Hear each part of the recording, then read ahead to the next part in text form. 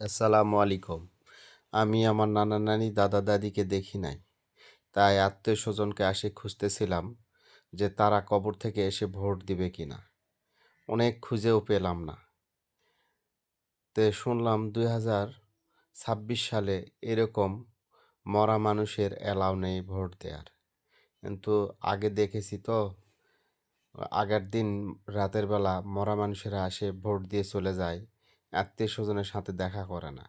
এই জন্য তারা আমাদেরকে ভুলে থাকতে পারে, কিন্তু আমরা তাদেরকে ভুলে থাকতে পারবো না। হাজার হলেও নানা নানি দাদা দাদি অনেক স্নেহ আদর করেছে, তাই আমি গিয়েছিলাম ভোট কেন্দ্রে তাদেরকে খোঁজার জন্য।